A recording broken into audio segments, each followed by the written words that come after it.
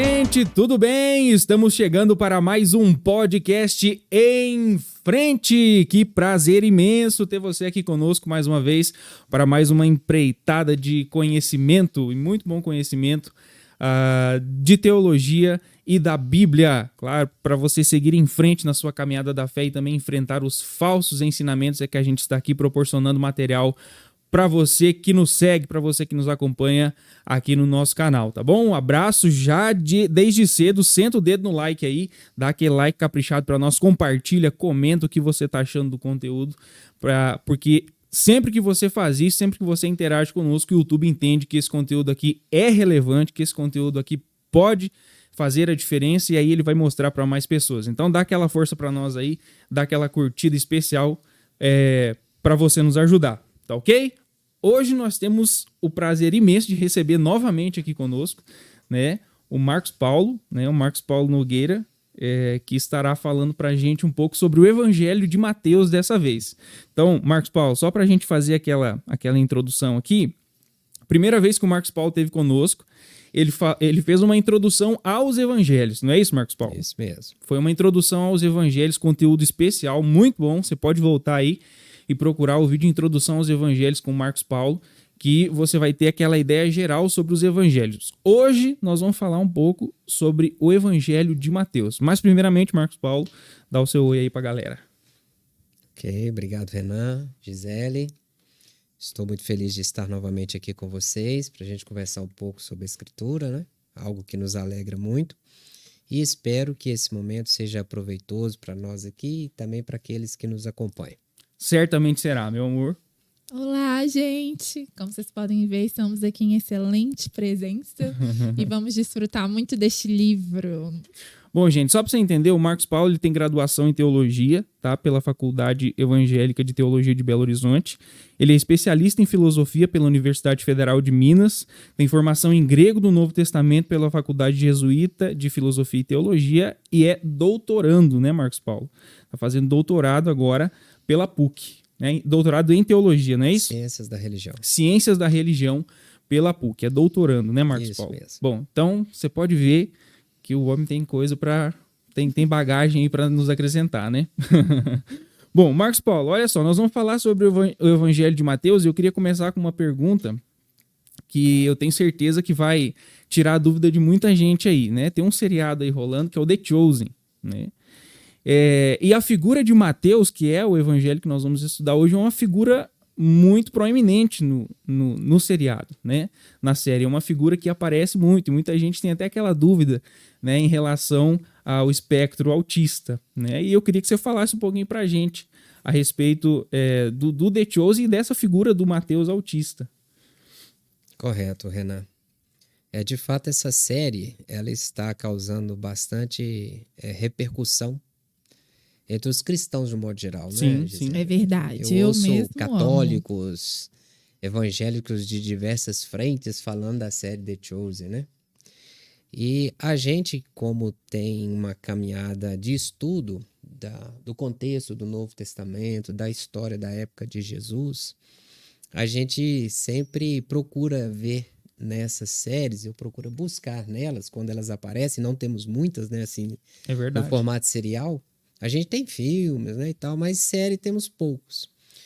E a gente observa que, do ponto de vista histórico, costuma não haver muita fidelidade. Às vezes as séries, os filmes, eles reproduzem mais aqueles elementos da tradição, não é? E o The Chosen, ele tem uma característica, ele conta a história de Jesus, mas da perspectiva dos discípulos.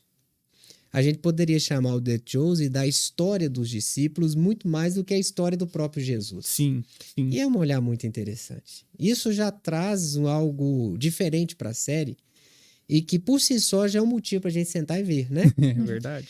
Mas além disso, a gente observa que a série procura ser o máximo historicamente fiel possível. Boa parte das narrativas dos evangelhos, elas não são contextualizadas. A gente tem a informação, mas o contexto que levou àquela situação narrada e contada, a gente desconhece. Verdade. Né? A gente tem Natanael debaixo de uma árvore. A gente tem uns pescadores na beira do mar. A gente tem 2 discípulos lá acompanhando João, de repente falar, aquele lá de quem eu falava. Não, então eles começam a segui-lo. A gente não tem muita mais informações além disso.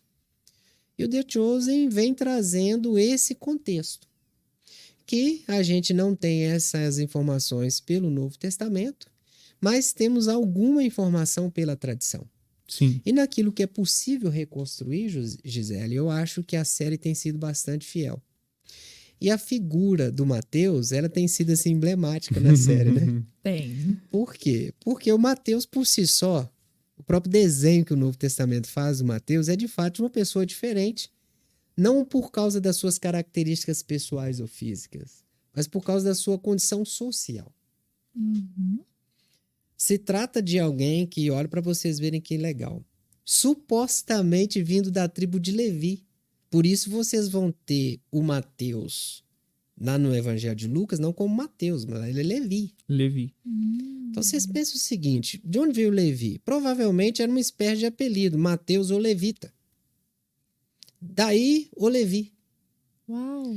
E aí você pensa o seguinte, o camarada vem da tribo, vamos assim dizer, do ponto de vista sacro, mais elevado da tradição de Israel. Os que cuidam das coisas do templo. Sim, os levitas. Vamos dizer assim, os mais justos, os mais santos, os mais aptos a cuidarem das coisas de Deus. Então, quem nasce dessa tribo, vamos assim dizer, Gisele, nasceu com um bônus. Um privilégio, Um privilégio. né? O próprio Deus fala que é o primogênito Imagina, dele. né? Então, você tem Mateus, o Levi, que já nasceu premiado. Esse Mateus, que já nasceu premiado, ele abre mão disso. Então, por aí você já imagina que os seus conterrâneos vão considerar como que ele despreza isso. Imagina um benjamita falando, eu queria ter sido um levita. Né? Alguém, um danita, dizendo, puxa vida, eu nasci danita, se eu pudesse escolher, eu teria sido um levita. Sim. Agora, quem é um levita nato como ele, decidiu não se entregar para o privilégio de dedicar sua vida às coisas de Deus, especialmente às coisas ligadas à liturgia, ao templo, à vida sacra de Israel. Mas não bastasse isso, ele meio que se tornou adversário, porque ele passa a colocar tudo isso a serviço dos romanos. É um publicano. Então você imagina que ele é duplamente odiado, Sim. porque ele abre mão de uma condição privilegiada de nascença e ainda se coloca a serviço dos opressores que são muito odiados. E esse publicano, que o Mateus não era o único, né? Muitos outros judeus se punham na condição de... E Marcos Paulo, só te entendo. E é interessante que a série tem uma hora que pega o Simão Zelote, né? E os discípulos contam pro Simão Zelote que o Mateus era publicano. Ele endoida, né? Não, eu ainda nem cheguei nessa fase, não. Mas é justamente por isso que você falou. Justamente por isso que você falou, né? Porque ele abriu mão, né, de ser um levita e colocou isso a serviço dos romanos. E os zelotes odiavam os romanos. Aí você imagina o encontro de um zelote Com um levita publicano. Não ia terminar bem então isso, é né? interessante como a contextualização da série Então, o Mateus, como todos os demais publicanos, eram muito hostilizados pelos seus compatriotas, pelos seus conterrâneos. No caso do Mateus, talvez ainda tinha um ingrediente a mais, que é o fato de, muito provavelmente, ele ter sido levita, da tribo de Levi. Sim. Então, soma-se isso nele. Então, o grupo de discípulos de Jesus é um grupo altamente contraditório. Você imagina, todos os seguidores de Jesus são galileus. E os galileus, para os judeus, vamos assim dizer, natos, eram judeus de segunda categoria. Jesus arregimenta um grupo de seguidores essencialmente galileus. Mas para não dizer que não tinha judeu nenhum, em outras palavras dizer, para não dizer que não tinha ninguém que prestava no grupo, ele trouxe um judeu, que era quem? Judas Iscariote. O nome Iscariote quer dizer de Queriote, que era uma cidade da Judéia, né? Então, Judas Iscariote, ou Judas de Queriote, que era a cidade da Judéia. Então, no grupo de 12, nenhum prestava, mas tinha um mais ou menos, que era o Judas. E no grupo dos que não prestavam, tinha o que não prestava por excelência, que era quem? O Mateus. O Mateus. Então, quando a série traz esse Mateus, e a série... Eu tô no início da 2ª temporada, então, por exemplo, esse confronto que você falou, ainda não vi, do Zelote. Sim, E você suponho vai que ver. deve ser muito legal, né? Entregou, hein, Renan? Ao spoiler, né? É o spoiler. Mas, enfim, era de se esperar essa rejeição, de fato, do Mateus por causa da sua condição, não é? E Jesus, de fato, quem vai descrever Jesus como esse que provoca contradição, que provoca discórdia, é Lucas. Lucas vai mais nessa linha. Sim. Ele define Jesus como ponto de contradição. E a expressão bem-aventurado aquele que não se escandalizar em mim é justamente por causa disso, Gisele, porque é natural escandalizar. Como que ele põe um publicano lá? E dos publicanos pega o pior, que é um que vem da tribo de Levi, quer dizer, dos odiados, mais odiado. E a série ainda mostra que esse odiado, mais odiado, ainda tinha um problema. Que eu não sei se a gente pode chamar de problema, né? Mas tinha uma dificuldade ali que talvez alguns hoje classificam como sintomas ou sinais de autismo. Né? A gente não tem elementos na escritura para poder afirmar isso, mas a gente tem sim na tradição.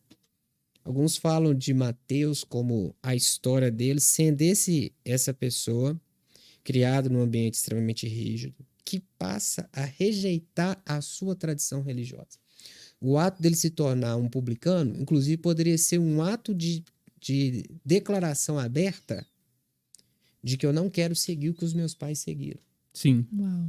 E isso fez com que o Mateus não só crescesse com práticas contrárias à sua própria religião, como ele não aprendesse os fundamentos elementares da própria religião. Por isso a série o demonstra como alguém que não conhece as coisas do dia a dia da vida judaica. E o que ele faz no dia a dia? Toma nota. Porque é assim que ele consegue se organizar. Afinal de contas, ele é o homem dos números. E pessoas dos números, na minha vida, vamos dizer assim, fora do ambiente de sala de aula, eu trabalho muito com número. Aprendi a me organizar dessa forma. E o Mateus agora não tem número, ele tem histórias. Só que para ele se situar, e talvez até para ele não ficar o tempo todo perguntando, visto que todos os discípulos são bem inteirados da religião do seu povo, ele vai tomando notas para ali mesmo ele se situando. E, muito provavelmente, essas anotações veio a servir de base para ele próprio e talvez para os outros evangelistas lá na frente. Interessante. Bom, Marcos Paulo, o Evangelho de Mateus no arcabouço da teologia, como que ele se dá? Como que funciona o Evangelho de Mateus no arcabouço teológico? Sim, Renan e Gisele, é bom a gente situar isso mesmo. Por quê? Porque às vezes a gente recebe informações e as informações a gente tenta organizar elas na mente para tentar construir, vamos assim dizer, um conjunto de informações a respeito do livro A, do livro B, ou da epístola, ou do evangelho, né? Essas informações que a gente tem como sendo informações teológicas, elas são organizadas, vamos assim dizer, em blocos. Isso não é apenas para os evangelhos. Isso se aplica às epístolas e aos demais livros, inclusive do Antigo Testamento. Então, normalmente a gente tem 3 divisões, as principais. É claro que, dependendo do autor que você pegar, talvez ele vai criar 1 ou 2 divisões paralelas, ou produto dessas 3 principais. A gente estuda os evangelhos dentro de introdução, exegese e teologia. Quando a gente fala de introdução, nós estamos preocupados com aquelas questões do tipo: quem escreveu? Sim. Quando? Para quem? Conteúdo? Estrutura? Nós estamos preocupados também com questões de ordens literárias. Por exemplo, esse evangelho foi escrito, como no caso do evangelho de Mateus, existe uma suposição de que ele teria sido escrito em aramaico. Mas o que a gente tem de cópias disponíveis são todas em grego. As cópias antigas, você tem versões dela, né? Sim. Então, quando você começa a perguntar, foi escrito em grego, foi escrito em hebraico, aramaico, você está fazendo perguntas de ordem literárias também. Então, tudo isso está dentro do pacote do que a gente chama de introdução. Sim. Certo. A teologia está preocupada com o conteúdo doutrinário, com a mensagem, ou com a estruturação do pensamento que está por detrás do texto. Por exemplo, quando a gente pergunta sobre o reino de Deus, você vai perceber que o tema do reino de Deus, Gisele, ele domina os 3 primeiros evangelhos. Mateus, Marcos e Lucas trabalham esse tema. Quando você chega em João, ele quase desaparece. Não é isso? Sim. Certo. Lá em João, o tema do reino de Deus muito provavelmente é substituído pelo tema da vida eterna. De modo que, em João, o equivalente ao reino de Deus do sinótico seria o tema da vida eterna. Uhum. Mas quando você volta para Mateus, você não tem reino de Deus, você tem reino dos céus. Dos céus. Então, quando você pergunta por que essas variações, você está fazendo perguntas de ordem teológica. Por que Mateus optou por reino dos céus e não por reino de Deus? É uma pergunta de natureza teológica. E quando você pergunta o que isso significa de fato, o que ele quer dizer com é chegado o reino dos céus, ou o que ele quer dizer com é chegado o reino de Deus, também é uma pergunta de ordem teológica. Quando geralmente você está estudando introdução, você apenas menciona que o tema do reino de Deus, ou o tema da vida eterna, ou o tema do reino dos céus domina o livro. Mas quando você pergunta acerca do significado, você está perguntando acerca, é uma pergunta de natureza teológica. Se você avança e vai para as epístolas, por exemplo, você vai ver o apóstolo Paulo falando da nossa relação com Deus, utilizando expressões como adoção. Uhum. Bom, quando você afirma que o tema da adoção é importante para o apóstolo Paulo, é uma pergunta de natureza introdutória. Mas quando você pergunta o que isso significa, o que ele quer comunicar ao usar essa expressão, É teológico. é uma pergunta de ordem teológica. Entendi. E onde que entra a exegese? A exegese é a ferramenta para poder fazer isso acontecer. Eu preciso dela para vasculhar o significado, eu preciso dela para estabelecer conexão. Então, a exegese, a introdução e a teologia são as 3 formas como se estuda os evangelhos, e isso se aplica aos demais livros também. Sim. Todos os 3 se comunicam, mas cada um mantém, de certa forma, uma natureza distinta.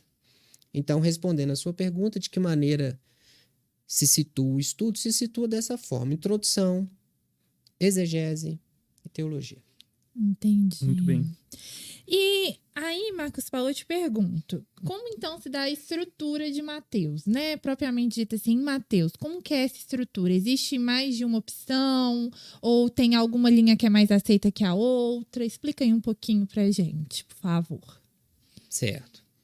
Tanto Mateus como os demais evangelhos, e talvez, Gisele, a gente possa dizer isso de praticamente todos os livros da Bíblia. Literatura antiga, de um modo geral, você vai encontrar isso. Que é o quê? Perspectivas. Uhum. Então, dificilmente você vai encontrar alguém definindo Mateus de uma forma. Talvez você vai encontrar um determinado autor que vai seguir mais de perto uma determinada abordagem. Outra abordagem. Estou dizendo isso para dizer que a estruturação do Evangelho de Mateus, ela tem perspectivas diversas. Umas 5, 6 possibilidades diferentes de estruturação. Uhum. Eu vou citar 3 aqui, das mais seguidas, e depois eu vou dizer qual que é a que eu considero mais razoável. Ah, Muito bem. a gente gosta de usar a palavra possivelmente quando a gente vai dar aula. Isso mesmo. Faz muito bem. A gente chama isso de responsabilidade intelectual, né? Sim, tem que ter. Sim. Uma coisa é você dizer que é assim que ele se estrutura. Significa que não existe demanda. Uhum. Mas se existe demanda, você não está sendo intelectualmente responsável.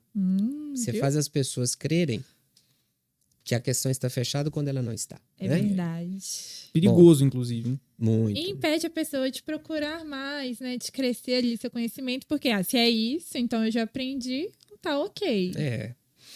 Ou então de tomar como fraudulento uma proposta diferente daquela que Verdade. foi colocado, né? Sim. Bom, mas enfim. O Evangelho de Mateus, atualmente se pensa, e a maioria dos estudiosos dos evangelhos tendem a supor que o evangelho de Mateus, Gisele, foi organizado seguindo mais ou menos o cronograma do evangelho de Marcos.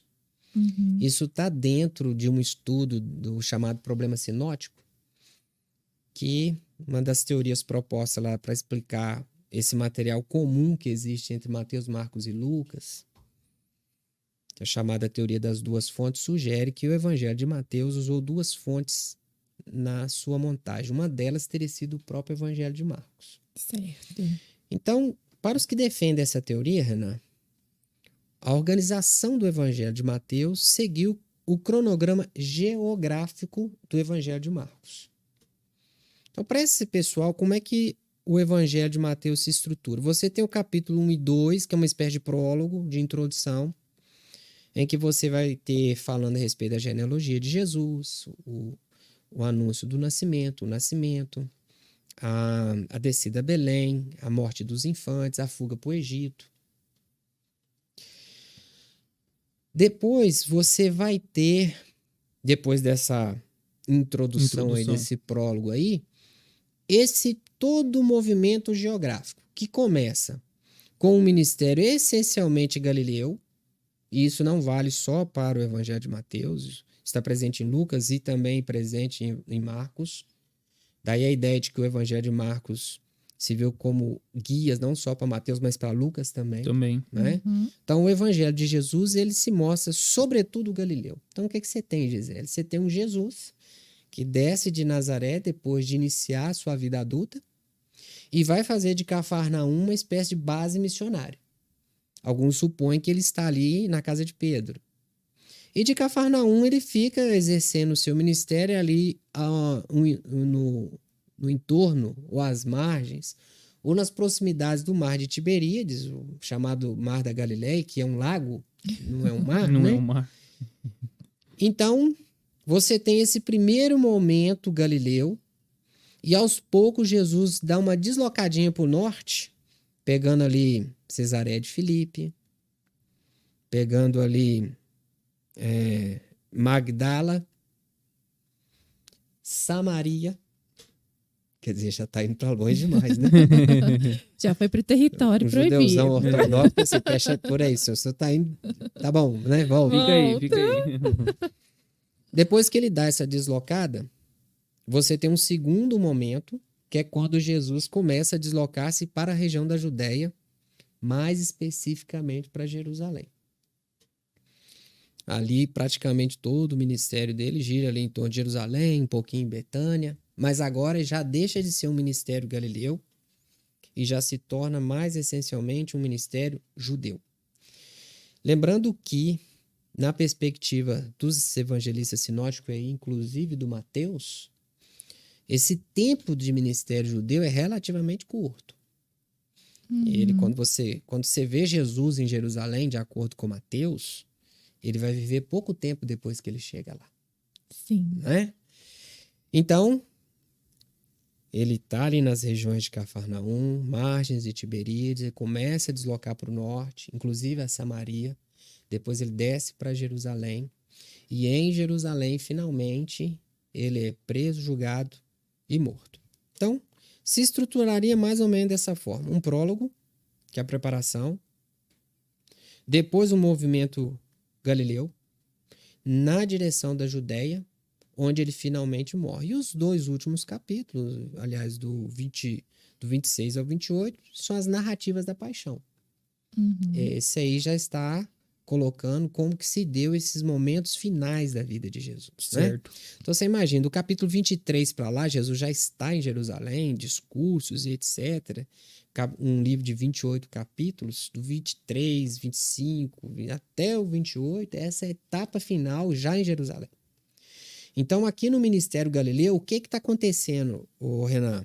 Jesus está operando milagres, Jesus está anunciando o reino de Deus, Jesus está apontando para o cumprimento, Mateus faz muito isso, mostrando que o que acontece em Jesus é o cumprimento que se havia dito no Antigo Testamento de forma Sim. muito específica, lembrando a figura de Moisés. Sim. Pois é. Aí até falando do levita, eu fiquei pensando, porque eu nunca tinha parado para pensar que Mateus é chamado de Levi pelos outros evangelhos por ser levita. Isso para mim aqui foi novidade total. E aí ele tem essa preocupação em trazer a Torá para o povo agora, uma coisa que, né, igual você disse que ele desprezava, agora parece que ele encontrou o cumprimento da profecia que ele tanto rejeitou. Gente, isso agora Esse é fez brilhante, assim, ó. No- o Sermão do Monte ali, né? Fiquei Tem essa preocupação. Temos que lembrar que são conjecturas acerca de Mateus, né? Mas gostei Mas de pensar faz muito assim. sentido. A teoria do Levi e essa associação com a tribo de Levi, e se você considerar que todos os apóstolos eles têm um sobrenome, Simão, Pedro, Simão, Zelote, Tiago Grandão, Tiago Pequeno, Mateus, o Levita. Faz todo sentido você pensar que ele também tinha uma classificação, Sim. para sim, além do nome. Sim. Judas de Iscariote. Então, normal pensar assim, né? Então, você imaginar esse ministério galileu em que Jesus está cumprindo a sua missão, o embate com as autoridades religiosas até esse momento, ele ainda é relativamente ameno, Renan. Por quê? Porque o centro da vida religiosa dos judeus é a região da Judéia. O coração é Jerusalém. Onde Sim. que ele está? Não, está No lá na templo. periferia, está lá na Galileia. Com aquele monte de judeu de segunda categoria, deixa aí para lá. Sim. Só sim. que a fama começa a crescer. As notícias começam a correr. Você vai ver que até Jesus ele é tão, vamos assim dizer, contraditório que pessoas de longe o reverenciam, os de perto o rejeitam. A história dele é assim: você tem um rei do seu próprio povo que, quando toma conhecimento que o Messias nasce, ao invés de vir reverenciá-lo, vem matá-lo. E enquanto reis pagãos, embora Mateus não fala de reis, quem fala de reis é o Lucas, o Mateus fala de pastores, Sim. né? Esses são estrangeiros. E os seus de casa, inclusive irmãos, durante o seu ministério público, tem um desenho para tirar a própria vida, para tirar a vida dele. Ele começa ali com os magos, os estrangeiros, chegando para presentear o Cristo que nasceu. Então vou até corrigir aqui. Ai, corrige. O Mateus fala dos magos e o Lucas dos pastores.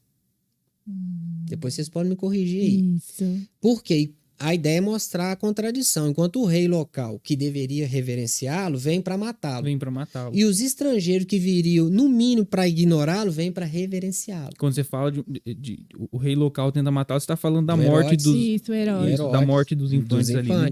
Entende? Então, esse primeiro momento na Galileia, o confronto com as autoridades religiosas, vamos assim dizer, está num nível mais leve. Mas isso vai intensificando à medida que a fama dele começa a crescer, crescer, crescer. E algumas violações começam a acontecer, sobretudo do sábado. Né? E aí coloca uma aspa na violação, né? Não sabemos se como ele modificou isso tudo, se a forma que se praticava era a forma correta. Mas enfim, agora já começa a se dizer que esse judeu, que esse galileu, esse errante galileu, esse profeta galileu, ele está colocando em xeque as nossas tradições, ele está colocando em xeque o nosso ensinamento, e aí eles vão ampliar, tá colocando em xeque o próprio Moisés. Então você vai perceber, e quem vai desenvolver mais isso é João, mais do que os sinóticos, que lá em Jerusalém se arquiteta um plano para prendê-lo, com o seu ministério ainda galileu. Ou seja, nós temos que dar um jeito de fazer as multidões verem que ele é um falso profeta. Nós temos que arrumar uma forma de colocá-lo em embate com as multidões. E como vai se fazer isso? Ora, se a gente conseguir fazer com que ele entre em contradição pública, já ajuda. Então, o que vocês vão notar? Nos evangelhos, sempre que uma autoridade religiosa faz uma pergunta para Jesus, é sempre com vistas não a buscar uma resposta, mas em criar uma ocasião para fazê-lo contradizer-se. Sim. Então, com que autoridade faz essas coisas? Pergunta capciosa. E normalmente, é interessante que Jesus devolve com uma outra pergunta. Via de regra, ou Jesus é evasivo, ou ele não responde. Mas o que eles querem, eles não conseguem. Por exemplo, é lícito pagar tributo a César? Bora. Se você imaginar qualquer resposta que Jesus der para essa pergunta, é problemática. Porque as multidões não têm uma opinião formada. Sim. Se ela não tem uma opinião formada, qualquer resposta que ele der, uma parte vai ficar insatisfeita. Uhum. Se ele diz sim, é lícito pagar, os zelotianos do grupo, aquela turma mais radical das multidões que considera os romanos invasores, Sim. que acham absurdo estar na terra deles e ainda ter que pagar imposto, vai dizer, não concordo com Jesus. Se ele diz, não pague, aí ele joga o Estado contra o próprio Jesus. Olha, ele está criando motim aí, está ensinando o povo a se rebelar contra César. E o que Jesus responde? Nem uma coisa nem outra. Ele fica em cima do muro. Me dá a moeda aí. O que vocês Dai a estão César o querendo? que é de Quem tá aqui? César e dai a Deus o que é de Deus. Que resposta que ele deu? Resposta nenhuma. Com que autoridade faz essas coisas? Ora, qualquer resposta que Jesus desse também não ajudaria, porque se eu falo com a autoridade de Moisés, eles vão dizer, nós também. Se eu não falo com a autoridade de Moisés, falar, tá vendo? Eu tá falando contra Moisés. Aí Jesus fala assim, eu vou responder se vocês me responderem também. Combinado? Eu respondo, vocês respondem. Então vamos lá. O batismo de João era de Deus ou dos homens? Jesus fez com ele o que eles queriam fazer com ele. Porque agora qualquer resposta que eles dessem, estava enrolado. Né? Sim. Se eles dissessem, sim, o batismo de João era de Deus, Jesus perguntaria. Isso os próprios fariseus refletindo. Ora, se nós respondermos, o batismo de João era de Deus, ele vai perguntar, então por que vocês não creram nele? Se a gente fala, não, o batismo de João não era de Deus, a multidão vem para cima de nós porque elas têm João como profeta. Então, nós estamos mais ou menos enrolados. Não vamos te responder, não. Jesus fala, e eu também não. Né? Ponto final. Então, ou seja, a situação ali na Galiléia ainda estava relativamente contornada. Só que quando ele chega a Jerusalém, Mateus vai mostrar isso, qual que é o grande clímax do ministério judaico de Jesus? O ministério judaico de Jesus é um ministério de embate com as autoridades, que culmina com a sua morte. Então, a primeira forma de estruturar o evangelho de Mateus seria mais ou menos esse cronograma geográfico. A começar ali, Cafarnaum, Mar de Tiberíades, ministério essencialmente galileu, caminhando para o norte, dando umas passadinhas ali para Samaria, terminando na Judéia, que finalmente termina com a sua morte. Isso. Sim. Essa é uma possibilidade. Isso, só para o pessoal que talvez ficar com dúvida na questão geográfica, dá uma olhadinha no final da sua Bíblia lá, né? Vai ter um mapa lá. Você vai conseguir ver mais ou menos isso. Isso tem. Né, que o Marcos E se Paulo você tá falando. comparar esse cronograma com o de Marcos, você vai ver que Mateus foge muito pouco do desenvolvimento geográfico do Evangelho de Marcos. Uhum. Quem desenvolveu essa teoria, se não me engano, foi um teólogo chamado Alan MacLean. Depois veio um outro teólogo, eu acho que ele se chama... eu acho que eu torrei, não estou muito certo não. Ele desenvolveu uma teoria da organização de Mateus parecida. Ela depende da estrutura geográfica, mas ela é mais temática. Sim. Para ele, o evangelho foi estruturado para revelar o Messias. Então, tudo gira em torno disso.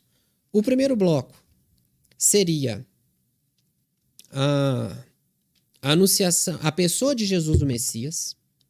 Uhum. Primeira parte. Sim. A segunda parte seria a pessoa, o ministério do Messias. E a terceira e última parte, o sofrimento do Messias, que inclui morte e ressurreição. Sim. Então, a primeira parte anuncia a pessoa. O nascimento, a fuga para o Egito, o batismo, a caminho do deserto, a tentação, a transfiguração. Está falando da figura, da pessoa do Messias. A segunda parte, que aí cai de fato nessa parte do ministério público, que ele começa a andar, pregar, os curar milagres. as pessoas, seria o ministério ou o reino do Messias. E a última parte seria o sofrimento do Messias. As duas são muito parecidas, de modo que você falar dessa segunda, você depende muito da primeira, que é esse deslocamento geográfico. Sim, sim. E Uma terceira forma de estruturar o evangelho de Mateus, aí lembrando, a gente está falando de como que se estrutura o evangelho, né? Seria pensar que Mateus organizou o seu evangelho de modo, Gisele, que ele se apresentasse para os seus destinatários como uma nova Torá.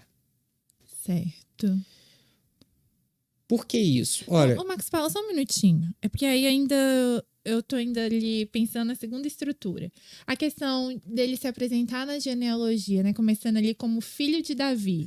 Então, porque quando a gente estudou Mateus, a gente ficou muito nisso. Mateus apresenta Jesus como o rei, como o Messias esperado.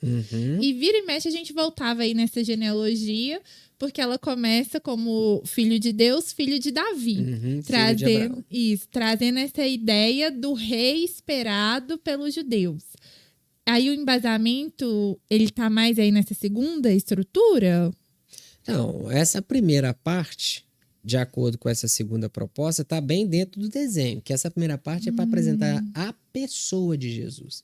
Quem é Jesus? Vai situar Jesus dentro da estrutura da fé judaica. Porque, afinal de contas, esse Messias esperado, ele é esperado de uma forma.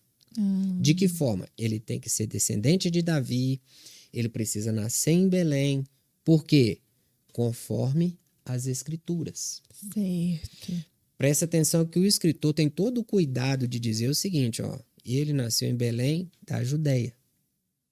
Já parou para pensar por que se da Judéia?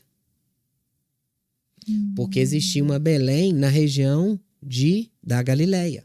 Sim. Mas para ser da profecia, tem que ser da linhagem de Davi e também tinha que ser em Belém, porque a profecia dizia, e tu, Belém, de modo algum é a menor. Lembra? Então, a primeira parte, conforme essa segunda teoria, o evangelho, todo o seu primeiro momento é para descrever muito claramente Jesus como a figura do Messias, é a pessoa do Messias. Portanto, quem é ele? Ele é o filho de Davi. Olha aqui a genealogia. Ele nasceu conforme as profecias. Olha aqui, lá em Belém. Sim. Entendi. Aqui, ó, ele sai daqui, monta no jumento, atravessa tudo, vai parar lá e nasce lá. Porque tem que cumprir a profecia. Então, Mateus, mais do que os outros evangelhos, Gisele, tem a preocupação de mostrar que a vida de Jesus cumpre as expectativas do Antigo Testamento. Por isso que essa terceira teoria pega muito nisso para dizer, não estava só preocupado em mostrar que ele cumpre as expectativas do Antigo Testamento. Ele está querendo mostrar que em Cristo nós temos uma nova realidade conforme foi no passado com a Torá. Ou seja, existia um Moisés lá atrás, tem um novo Moisés aqui. Deus estabeleceu uma nova fase do seu relacionamento com o povo de Israel, com aquele Moisés.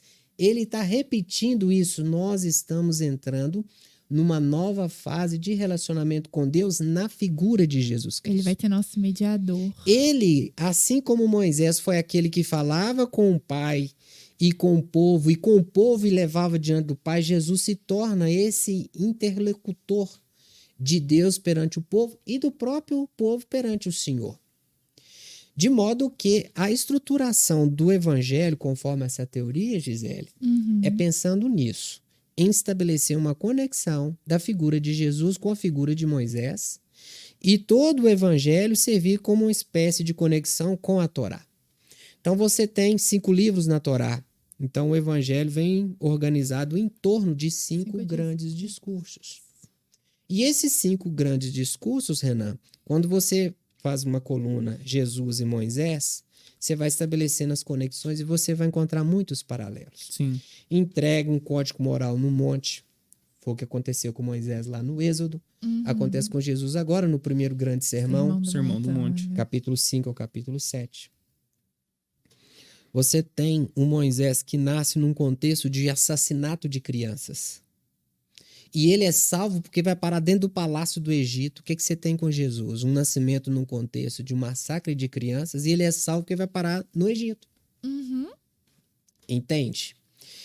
Depois, quando Jesus está adulto, alguns acontecimentos da vida de Jesus remontam a muitos episódios da vida de Moisés. Qual que seria, então, a ideia? A ideia é essa. Jesus é o novo Moisés. E o evangelho é a nova Torá. Sim. E quais seriam esses discursos? Eles são muito claros no Evangelho. Por isso que hoje essa é provavelmente a teoria mais aceita. Porque está muito clara, ela está muito bem marcada esses discursos. Você tem capítulo 5 e 7, 5 ao 7, que é o que todos conhecem, né? Uhum. Você fala assim de discurso no Evangelho de Mateus, a primeira coisa que você lembra é justamente o Sermão da Montanha, o Sermão do Monte, né? Verdade. Ali você vai ter alguma coisa como se fosse, Renan, o perfil do cidadão do reino. Jesus está trazendo questões profundas e inquietantes ali. Como foram, inclusive, na época de Moisés, com o Decálogo. Lembra de uma coisa, a entrega do Decálogo foi seguido de ações profundamente radicais. O Decálogo, para quem não tem como dizer, intimidade com esse termo, são os 10 mandamentos. 10 mandamentos, exatamente. Uhum. Muitas ações que se seguiram à entrega dos 10 mandamentos foram ações muito radicais. E o que você percebe no Sermão do Monte? Uma profunda radicalidade. Que se a gente fosse entrar aqui, nós pularíamos para o plano da teologia, né? Amar só meus Se amigos? você odiar o seu irmão, você já é assassino. Se você olhar de forma indevida e com desejos impuros no coração para uma mulher, Já adulterou. já adulterou com ela. Bom, se a gente entrar nisso, nós estamos pulando um pouquinho para o plano da teologia. Mas o que eu estou chamando a atenção? Foi radical lá com Moisés. Profundamente radical aqui também. Com Jesus. Sim. O primeiro discurso é esse. Qual seria o segundo discurso? O segundo discurso está lá no capítulo 10. Tem a ver com a vocação dos discípulos. É quando Jesus chama os discípulos, Jesus dá instrução para os discípulos. Tem a ver com um apelo geral para a igreja em todos os tempos. Há um preço de discipulado no segmento de Jesus. Seguir Jesus não é uma coisa que nós decidimos segui-lo e depois fazemos o planejamento de como que a gente vai fazer isso. Não, o planejamento de como vai ser já está feito. E o capítulo 10 é mais ou menos nessa linha. Talvez a gente poderia chamar o capítulo 10 aí de um capítulo de discipulado. Sim. Depois do capítulo 10, que é o segundo discurso, a gente vai ter o terceiro discurso, capítulo 13. Jesus vai entregar uma sucessão de parábolas ali, no capítulo 13. Algumas dessas parábolas, você, Renan, não vai encontrar em nenhum outro evangelho. Elas pertencem exclusivamente a Mateus. A Mateus. Ali, nas parábolas, nós estamos falando talvez alguma coisa aí sobre a expansão desse reino. Então, primeiro, o perfil do cidadão. Segundo discurso, o preço do discipulado. Terceiro discurso, as parábolas, a expansão desse reino. Quarto discurso, Gisele, capítulo 18. Jesus vai falar um pouco sobre... Eu não sei se a palavra boa para descrever o capítulo 18 seria essa, mas a gestão do reino. Sim. Quer dizer o seguinte, se eu pecar contra você, o que eu vou fazer? Você vai ser muito mal comigo, quantas vezes eu tenho que te perdoar? Se eu ver alguém praticando algo errado, como é que eu vou agir? Sim. Então é mais ou menos assim, Gisele, como que a gente tem que lidar um com o outro nesse reino. Então Jesus vai falar, se o teu irmão pecar contra ti, ele vai falar assim, olha, você foi perdoado várias vezes, então você tem que perdoar quantas vezes for necessário. Olha, se alguém cometeu um erro, vai lá, chama a atenção dele, leva 2 testemunhas. Se não te ouvir, leva perante a igreja. Olha, gente, tá aqui e tal. E se ainda assim não resolver, então considera como publicano e pecador. Então, o capítulo 18 é mais ou menos nessa linha e seria aí o quarto discurso. E o quinto discurso está caminhando para o final do evangelho. Naturalmente, nós estamos falando de Jesus que vai dar últimas exortações. Sei. Então, ele vai falar um pouco aí sobre o fim dos tempos, sobre a era escatológica. Capítulo 23 até o capítulo 25. Esse fragmento, inclusive, que a gente vai encontrar algumas parábolas aí, a parábola das 10 virgens, Uhum. do bode das ovelhas, nós estamos falando de juízo final, do tempo do fim, né? Do aparecimento glorioso e definitivo deste reino que já vem sendo anunciado nos discursos anteriores. Sim. E como é que encerraria? capítulo 26 ao 28, as narrativas da paixão. Então, nessa perspectiva, 5 discursos introduzidos por um prólogo, capítulo 1 e 2, e concluído pelos capítulos 26 ao 28, são as narrativas da paixão. Não, e eu acho interessante também, Marcos Paulo, você falar um pouquinho pra gente, porque como é que a gente sabe que esse discurso começa e termina nesses capítulos que você falou, né? A gente tem aquelas marcações assim, tipo, toda vez que vai começar, ele fala que ele tá sentando, que ele tá explicando, que ele tá reunindo, né? E quando ele tá terminando, fala ele logo ali, ele acabou suas palavras e se retirou para outro lugar, ou fez tal coisa. Então, assim, é muito bem marcado. Dá pra você ver onde ele começa e onde ele termina, né? Quem tá assistindo, ouvindo, depois vai no início desses capítulos que o Marcos Paulo citou e no finalzinho. Eu tava aqui percorrendo, enquanto ele falava, tem essa marcação direitinho. Você consegue ver aonde começa e aonde termina. Ele não deixa dúvida. O professor, ele é muito organizado. Eu não sei se esse é o termo que você conhece, mas o professor que deu aula pra gente intitulou essas marcações de colofões. Eu já ouvi essa expressão e ela é muito comum. E tanto aqui, Gisele, para a marcação dos discursos, quanto para as marcações do deslocamento geográfico, você tem expressões que delimitam o fim de um e o início de outro. Eu estou prometendo para vocês dois e espero dar conta de cumprir,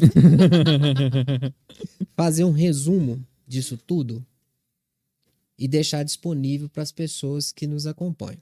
E lá, inclusive, eu deixar onde essas marcações aparecem e quais são. Mas geralmente é assim. Tendo dito essas coisas, geralmente é a expressão que Jesus usa para marcar o fim de um discurso.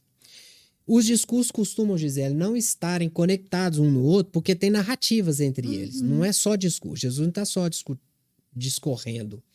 Tem várias narrativas que estão intercaladas. Mas, geralmente, quando um discurso termina, ele usa expressões desse tipo. E tendo dito essas palavras... Então, logo Jesus terminou de proferir esse discurso. São expressões que claramente Mateus está querendo dizer. Olha aqui um ponto a ser observado. E lá, no deslocamento geográfico, você vai ter essas marcações. Diz assim, e em seguida passou Jesus a... Quer dizer, tem sempre uma marcação falando do movimento. É muito complexo. Então, é o seguinte, Jesus pegou o barco e foi para as regiões. E dito isso, Jesus e seus discípulos seguiram para... Sim. Então, as marcações geográficas são bem pontuais, como também as marcações dos discursos. O que revela um Mateus extremamente didático. Por que o evangelho de Mateus era considerado o primeiro evangelho, o evangelho mais importante, etc? Entre outras coisas por causa disso. Porque para um catecúmeno, para alguém que está chegando para a fé, e num contexto em que você está começando a instruir as pessoas numa fé completamente nova, e diga-se de passagem bastante radical, você precisa de algo mais didático possível. E nesse caso, sem dúvida alguma, mais até do que o evangelho de Marcos, porque o evangelho de Marcos é pouco instrutivo. Ele é muito informativo, está muito focado nas ações de Jesus. O Mateus foca ações, mas foca ensino, instrução. E não só isso, de forma ordeira, tá bem mapeado, como você colocou, Gisele, muito bem pontuado. Sim. Então, para um processo de discipulado é perfeito. Sim. Né? Muito mais fácil, né? Antes da gente continuar, eu queria falar do meu amigo Adriano, da autoescola do Adriano, né? Se você tá precisando tirar a carteira de motorista, aí você tem uma ótima opção aqui no Dom Bosco, viu? Aqui em Betim, você que nos ouve e nos assiste, né? Por aqui, tá precisando tirar a carteira de motorista, dá um chego lá na autoescola do Adriano, que eu tenho certeza que você vai tirar de letra aí a carteira de motorista, né? Também os amigos da Fixar Parafusos, você pode chegar lá, né? Precisando de parafusos, ferramentas, porcas, arruelas, né? Até eu você encontra por lá. Até eu você vai... Só não tô à venda, mas você me encontra por lá. Tá bom? A gente tá ali no Alterosa, bem no cruzamento da linha de trem, você pode chegar por lá, que você vai ser bem atendido com toda certeza. Marcos Paulo, eu vou fazer um pacotão de perguntas aqui, que eu acho que elas estão interligadas, né? Parece até esquisito a gente perguntar quem escreveu o Evangelho de Mateus, mas, né, é quem, onde, quando e para quem. Eu acho que essas perguntas elas estão intimamente ligadas, né?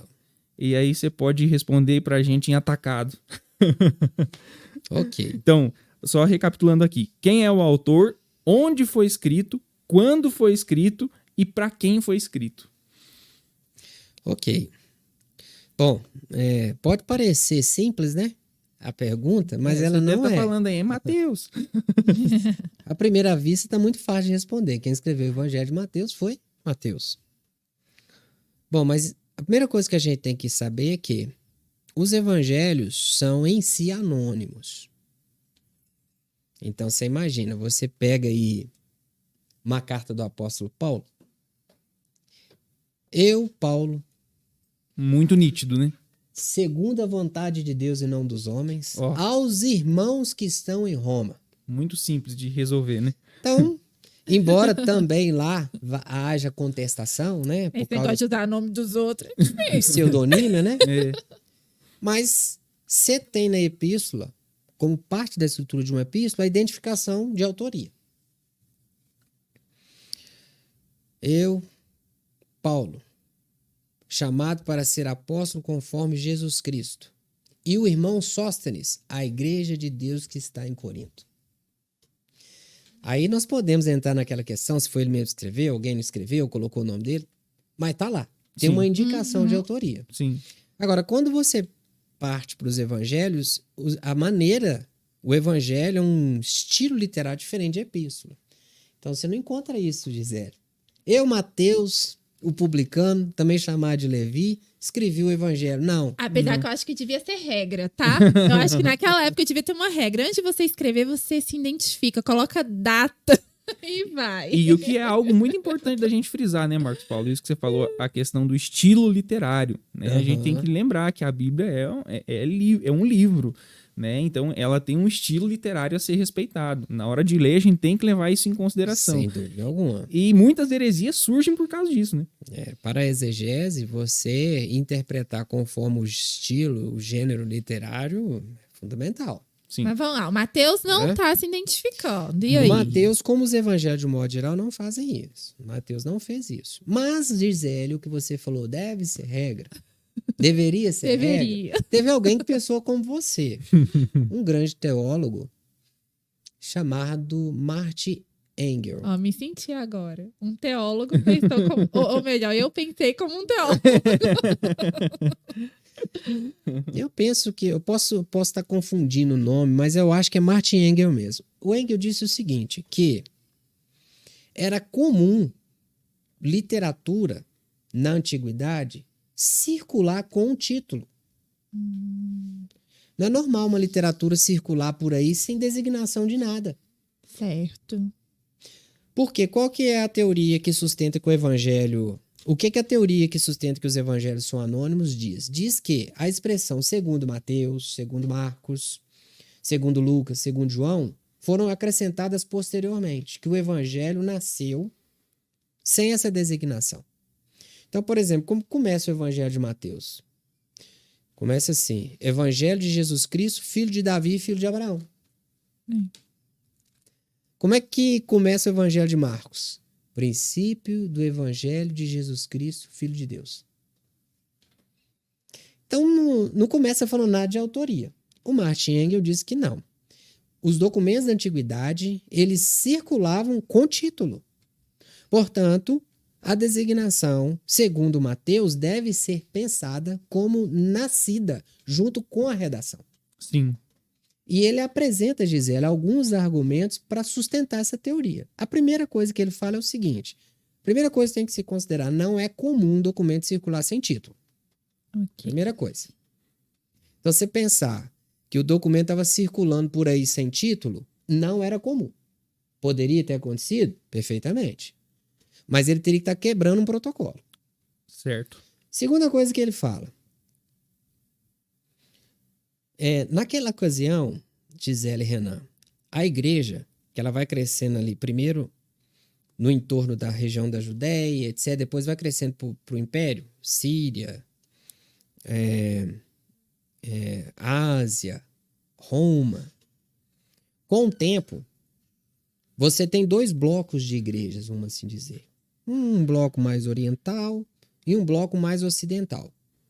Esses dois blocos tinham características peculiares e naquele tempo em que o cânon ainda não estava plenamente estabelecido, havia divergências de literaturas entre esses dois blocos de igreja. E o que o Martin Engel coloca? Que já por volta do ano 100, o Evangelho de Mateus era lido nos dois blocos de igreja. E nos dois blocos de igreja, como ele era conhecido? Evangelho de Mateus. Fala assim, então como é que ele nasceu sem título e de repente todo mundo está chamando ele de Evangelho de Mateus. É de onde que tirou, né? Então, se você pensar sim. que nasceu sem título e cada um ia pôr um título para distinguir, porque o que ele diz mais? Por volta do ano 100, o Evangelho de Mateus já era conhecido como Evangelho de Mateus nesses dois blocos.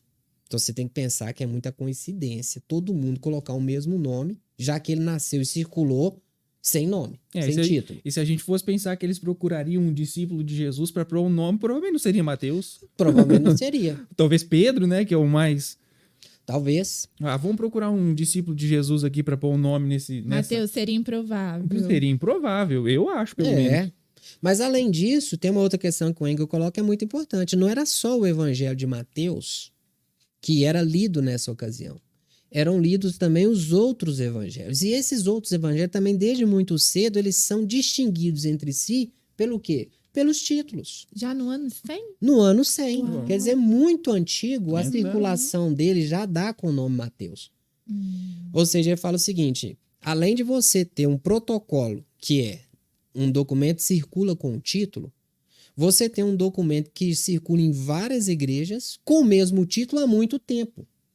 Então, o que é razoável você deduzir? Que esse título nasceu com a obra. Sim. Portanto, a designação, segundo Mateus, é uma indicação de autoria. Certo. Não se trata só de um título. Interessante, isso é novo para mim. Pra mim também. Entende?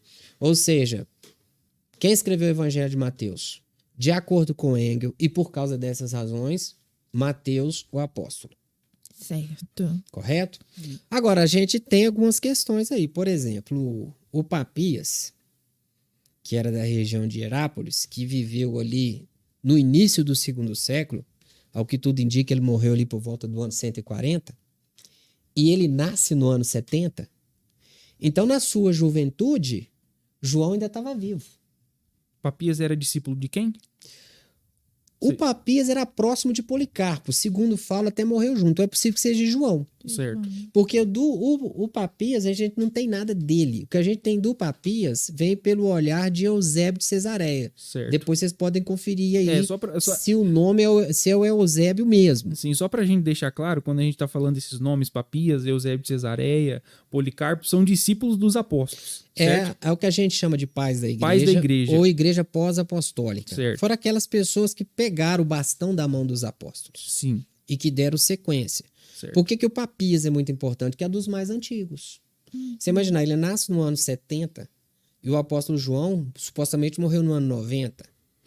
Nós não sabemos se nessa ocasião o Papias já era um convertido à fé, mas a gente sabe que no início do 2º século, depois do ano 100, ele já estava falando e já servia a Cristo e morre por volta do ano 140.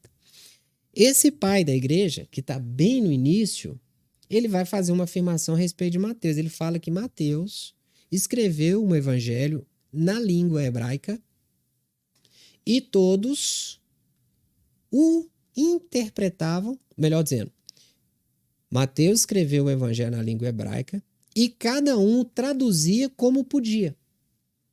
Bom, Papias está lá atrás. Ele fala que o Mateus escreveu. Então você já tem uma indicação de autoria aí. Certo. Um evangelho em hebraico e cada um traduziu como podia.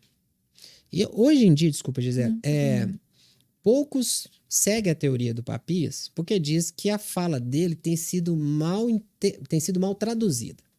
Quando ele fala, Mateus escreveu o seu evangelho na língua hebraica, ele fala que não é na língua, é na forma hebraica. O evangelho tem todo esse tom judaico por causa do seu objetivo Certo. de fazer do evangelho uma nova Torá. É porque a língua seria o grego.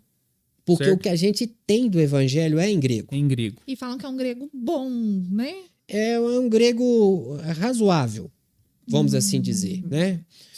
Seria além do koiné, que o koiné o grego koiné é aquele grego mais básico, né? O bloco do Novo Testamento, você tem um grego, todos são koinês, mas você tem um koiné mais popular, mais koiné, e um grego um pouco mais próximo do clássico. Certo. Você pensar no Hebreus, por exemplo, ou no Apocalipse, você está falando de um grego um pouco mais sofisticado. Rebuscado. Se você pensar nas cartas paulinas, o intermediário. Os evangelhos é o mais rudimentar. Sim. Mas apesar disso, a maneira de escrever, de organizar o evangelho, Gisele, é judaica, sim. É. Então, o que os estudiosos estão dizendo é que o Papias não está falando que ele escreveu em hebraico, aramaico, porque o Carson fala que poderia ter sido, a tradução pode ser hebraico ou aramaico, tanto faz. Mas que o evangelho foi estruturado na forma da língua hebraica, mas não necessariamente escrito em hebraico.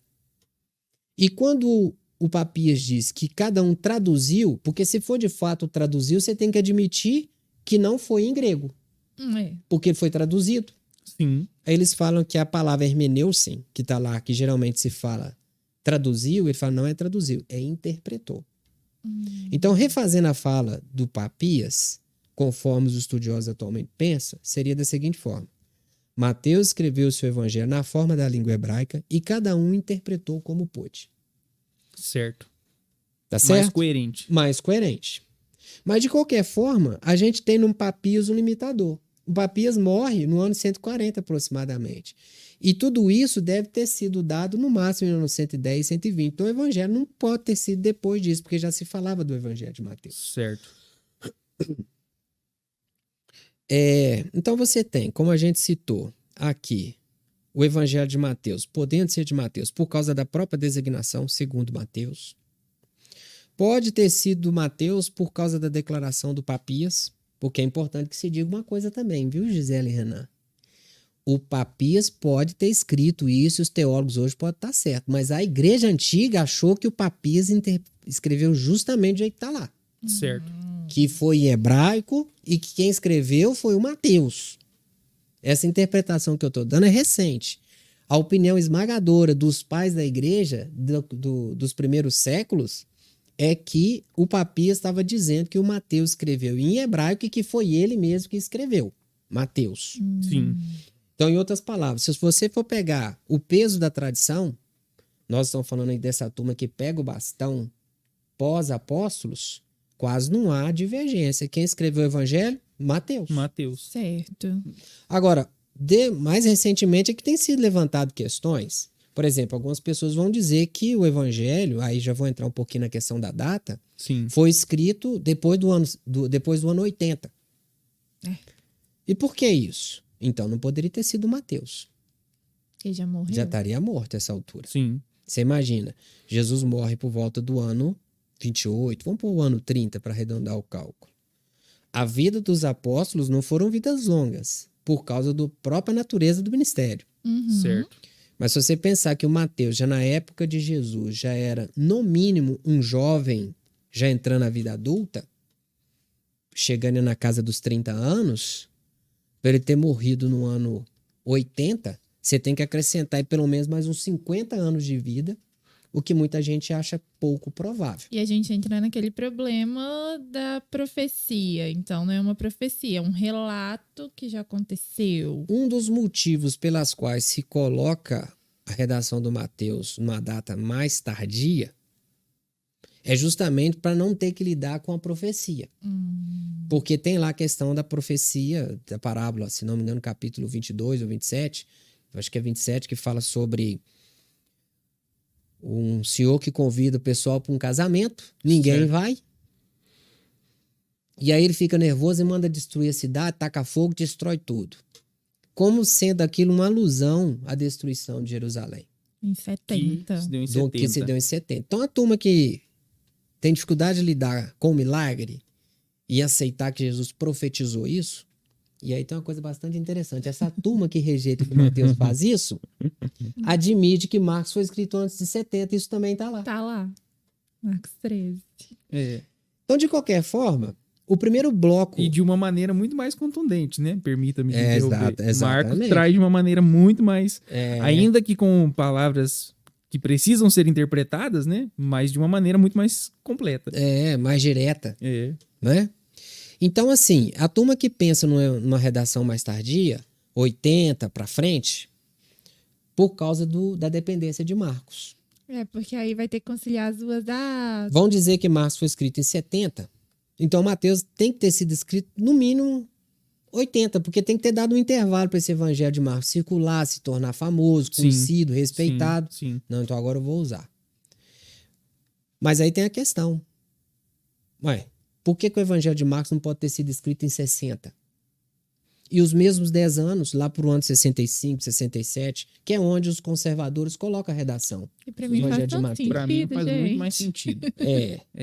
E tem algumas questões também que a turma que rejeita uma redação mais antiga, lá para o ano 65, por aí, que é onde nós conservadores adotamos, é que eles vão dizer o seguinte, olha, tem anacronismo no texto. Por exemplo, capítulo 16, aquela confissão de Pedro, que o povo diz que eu sou e tal, né? E tu? Tu és o Cristo, filho do Deus vivo. Aí Jesus responde, em verdade te digo, que não foi carne... Como é que é? Em verdade te digo, que não foi carne nem sangue que te revelou, mas o meu Pai que estás nos céus. Isso mesmo. E em verdade te digo que tu és Pedro, e sobre essa rocha... Ou sobre essa pedra edificarei a minha igreja. Essa palavra igreja, os críticos, a turma que acha que o evangelho foi redigido mais tarde, vai usar ela para escrever, para dizer que na época de Pedro não existia igreja. Desculpa, na época de Mateus não existia igreja. Portanto, é um anacronismo. Ela entrou ali porque o evangelho foi escrito muito tempo depois, quando a igreja já estava estabelecida, e pegaram uma situação do futuro e projetaram ela no passado. E o argumento para isso é que não existe igreja em nenhum evangelho. E de fato não existe. Você não vai encontrar a palavra igreja em Marcos, nem em Lucas e nem em João. A palavra igreja, ela só vai aparecer em dois lugares aqui em Mateus. Então, pensando nos evangelhos, só em Mateus. Sim. Que é esse episódio em que Jesus fala, olha, sobre ti edificarei a minha igreja. E lá no capítulo 18, quando Jesus fala assim, olha, se o seu irmão pecar contra ti, pega 2 testemunhas, vai lá, adverte ele. Se não ganhar o coração dele, leva ele diante da igreja. Então eles vão falar assim, olha, não, esse evangelho é tardio, sim, lá para o ano 80 e 90, porque aqui a ideia de igreja não existia naquela época. Certo. Mas pode ser compilação? Não. Pode ser um acréscimo do compilador? Não é. Eu posso estar espiritualizando demais, mas eu penso que as duas vezes saíram da boca de Jesus. Não, mas não é essa a ideia. A ideia de anacronismo, ela faz sentido. Se você pensar que Jesus, que Mateus está se referindo à igreja enquanto agremiação cristã. Sim. Que a palavra eclesia, por si só, significa um ajuntamento. Portanto, quando fala assim, ó, a minha igreja, não está falando da igreja institucional. Está falando do ajuntamento de pessoas. Porque a igreja, enquanto tal, como agremiação cristã, ela vai acontecer muito tempo depois. Você vai encontrar ela. Quando é que os cristãos, que os seguidores de Jesus são chamados pela primeira vez de cristãos? Está em Atos, não está? Está lá no capítulo 11 de Atos. Quando aqueles cristãos que fugiram da perseguição de Estevão foram para regiões de Chipre e Cirene, eles descem para evangelizar a Síria. E há uma grande quantidade de conversão de gentios. E a igreja de Jerusalém manda o Barnabé para inspecionar. O Barnabé chega lá, se alegra. O Barnabé vai organizar aquela igreja. E para ajudar ele a organizar aquele mundo de gente que converteu, ele vai a Tarso e busca o Saulo, que agora é o Paulo. E os dois organizam a igreja de Antioquia, que é onde, pela primeira vez, os cristãos, os seguidores de Jesus vão ser chamados de cristãos. Sim. Então, se você estiver pensando em igreja enquanto isso, essa organização, seria um anacronismo, porque não existia isso lá. Sim. Agora, se você pensar em igreja simplesmente como uma designação de Mateus para a comunidade messiânica, não tem anacronismo nenhum. Está perfeitamente aceitável. Verdade. Compreende? Então esquece, eu espiritualizei demais, faz mais sentido aqui. E eu racionalizei demais. Ou seja, a gente pode falar de uma redação de Mateus, do Evangelho de Mateus, como ser de Mateus? Suponho que sim. Embora a gente não possa bater o martelo nesse sentido, porque, de fato, tem algumas questões difíceis de serem estabelecidas, mas a gente tem argumentos sólidos o suficiente para poder dizer, nesse mar de dúvida, tem alguma razoabilidade em afirmar que Mateus é o escritor por causa dos testemunhos que a gente citou. A forma como os documentos circulavam, o fato de mais de um evangelho já ser lido em várias igrejas ao mesmo tempo e desde o início ter a designação já segundo Mateus. Tem uma questão também que o Martin Engel coloca, o Gisele, que é o seguinte, ele fala assim, ó, a expressão segundo, que é uma expressão grega, que é uma preposição chamada katá. Katá significa segundo a, de acordo com. Primeiro ele já demonstrou que não é normal circular sem título, mas agora ele vai dar um outro argumento que eu acho muito sólido. Ele fala assim, olha, na antiguidade, a expressão segundo a era usada para definir a autoria. Por exemplo, você tem o Antigo Testamento e naquela época circulava várias versões do Antigo Testamento. Você tinha a versão segundo os 70. Sim. O que quer dizer? É uma tradução feita por quem? Pelos 70. Então, presta atenção. O segundo aí está dizendo quem traduziu. Uhum. Você tem esse Antigo Testamento segundo o Símaco. Era uma versão que foi feita por um sujeito chamado Símaco. Então, o segundo está dizendo quem traduziu. Você tinha uma versão chamada segundo Áquila. Também outra versão do Antigo Testamento hebraico para o grego, que um camarada chamado Áquila produziu. Então, o segundo, ele está dizendo quem traduziu, quem traduziu, quem traduziu. Aí o Martin Engel fala, Evangelho segundo Mateus está dizendo o quê? Que Mateus traduziu. Que Mateus escreveu. Certo. Entende? Porque, mesmo que você considere que o Mateus escreveu o Evangelho em hebraico, de qualquer jeito, o segundo está dizendo quem escreveu. Sim. Como está dizendo também quem escreveu Lucas, quem escreveu Marcos. Entende? Então, respondendo à primeira pergunta, quem escreveu, acredito que a gente pode sustentar que quem escreveu o Evangelho de Mateus foi de fato Mateus. Tem outras teorias? Tem. Tem a teoria da chamada composição comunitária. Que você já deve ter ouvido. A composição comunitária sugere o seguinte, que não teve um autor. Como eu disse, tinha vários blocos de igreja. Uma determinada comunidade foi contando as histórias, e compilou isso no material. E o que a gente tem como Evangelho de Mateus seria, na verdade, não obra de uma mão, mas a obra de um compilador ou de uma comunidade compiladora que juntou vários fragmentos e montou. Quem sustenta essa teoria, Gisele, tem algumas coisas que ela aponta. Muita quebra de conexão, mudança de estilo na redação, que é como se fosse uma obra feita por várias mãos que alguém juntou. Uhum. Fala assim, não pode ter sido obra de um único autor porque é muito fragmentada. Isso é possível? É possível, mas o Engel mesmo argumenta que isso não é uma explicação cabal. Por quê? Porque o Mateus pode ter feito isso com seu próprio material, inclusive material de primeira mão. Que ele anotava. Que ele anotava. Por fim, ele aglutinou nisso, amarrou tudo e pronto, temos o Evangelho. Então, sim, se eu tivesse que dizer quem é o autor, eu diria Mateus. Se eu tivesse que dizer uma data, eu diria 65, antes de 70. Sim. Certo. Pelas razões que nós falamos aqui. Depois de Marcos. Depois de Marcos. Certo. Depois de Marcos. Porque eu suponho que, de fato, Marcos está na estrutura de Mateus. Para quem que foi escrito? Calma aí. Calma. E por que Mateus, na nossa ordem aqui bíblica, aparece primeiro? Boa pergunta. Bom, não só o Mateus, mas é importante vocês entenderem que o Novo Testamento ele é todo organizado de forma temática. Uhum. Lembrem disso.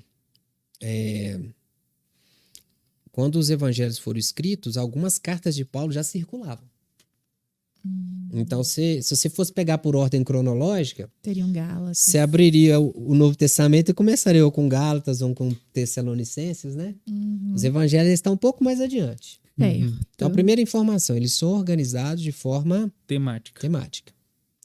De que forma seria? Evangelhos, Atos, Epístolas e Apocalipse. Todos esses são estilos literários diferentes. Os evangelhos é um estilo literário, as epístolas outra. Entre elas está Atos, que é diferente dos dois, é um material histórico. Narrativa histórica. Uhum. E você vai ter o Apocalipse, que é um estilo literário diferente dos outros todos. Apocalipse. Tá certo?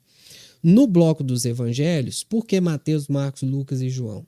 Mateus, Marcos, Lucas e João foram organizados da forma como estão por causa da proximidade de relatos. Os relatos se repetem.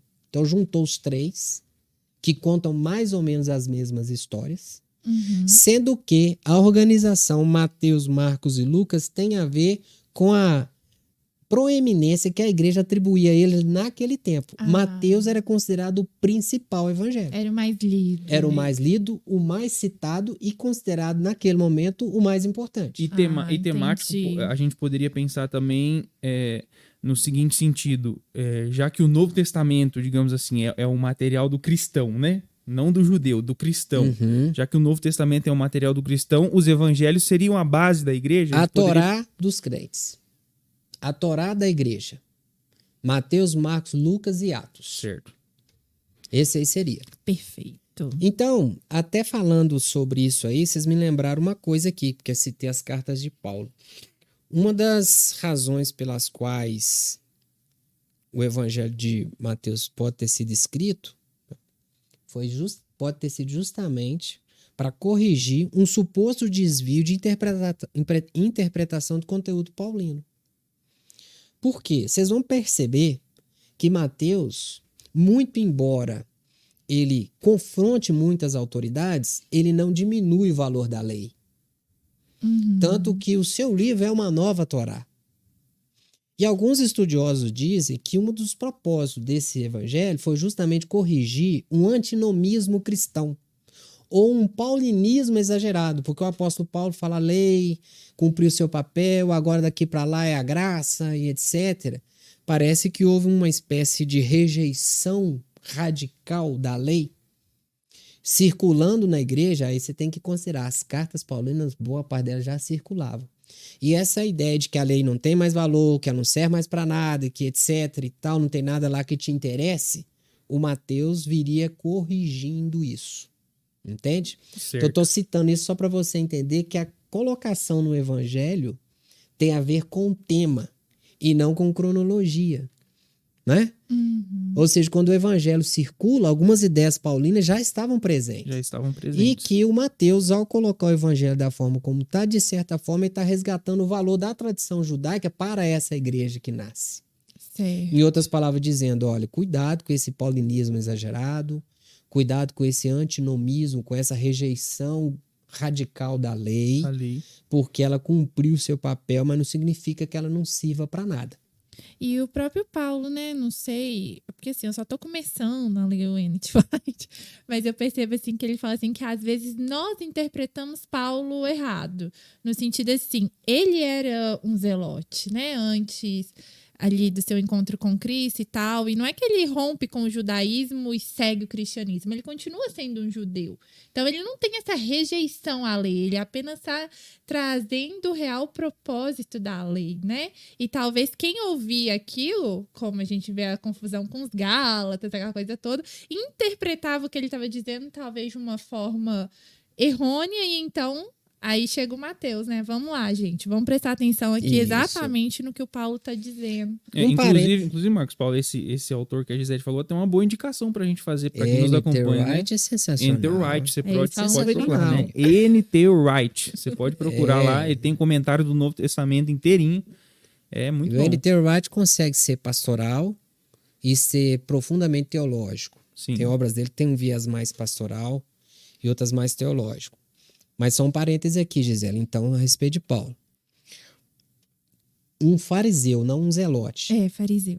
Há quem, inclusive, suponha que zelota no tempo de Jesus é uma espécie de anacronismo. Que você teria um sicário lá no início, que é o protótipo do zelote que veio a se desenvolver depois. Entende? Mas um fariseu, com certeza. Certo. E a ideia do Wright está dentro dessa chamada nova perspectiva sobre Paulo, que sugere que é isso mesmo. Nós olhamos para a lei, para o mundo das autoridades religiosas do tempo de Paulo com um olhar pejorativo. Como que a lei ensinasse uma religiosidade superficial e puramente exterior. O Wright, assim como essa turma da nova perspectiva, vai sugerir que nós fomos condicionados pela interpretação da Reforma, de Lutero e companhia, que interpretou os fariseus de forma totalmente pejorativa. Certo. E que Paulo estaria rejeitando isso. Essa nova perspectiva vai dizer que não. O erro não está na postura do Paulo, foi na interpretação que fizeram dele em relação à lei. E aí você tocou certinho na questão. A leitura, uma possibilidade do propósito de Mateus, seria fazer isso que a nova perspectiva está fazendo. Hoje. Que é dizer, não é tão assim, pega e joga fora. Entende? Entendi. Então, qual que é o propósito, uma das finalidades do Evangelho de Mateus? Atenuar essa rejeição aguda, esse paulinismo radical de agora é graça e lei não serve para nada, que estava presente no contexto dos primeiros cristãos daquela E ocasião. faz muito sentido, porque eu sempre me pergunto, eu tô assim, gente, mas por que Mateus, parece que ele tá escrevendo tão pro judeu, por quê? Sendo que nós já temos gentios ali na igreja e tal. E aí, quando vem essa ideia, parece assim que começa a ganhar sentido, né? Ele precisava realmente fazer esse resgate da lei, da Torá, e mostrando cumprimento em Cristo. Exatamente.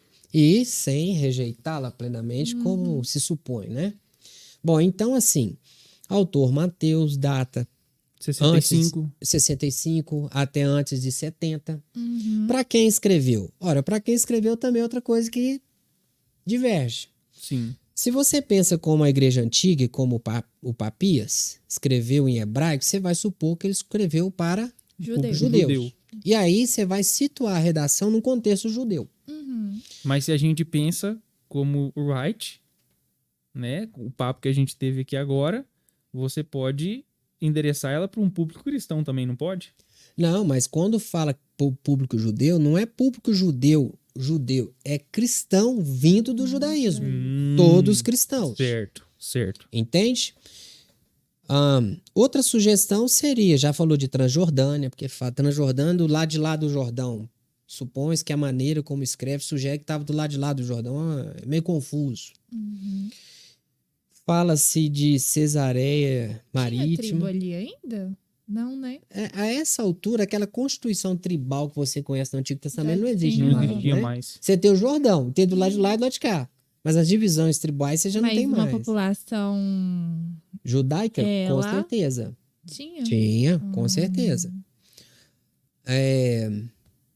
Mas o local mais aceito hoje é Síria. Por quê? Oh. Porque a Síria foi o primeiro grande local fora do contexto da Palestina em que teve a maior concentração de cristãos, muitos deles, Gisele, vindo do judaísmo. Embora a maioria vinda do mundo gentílico.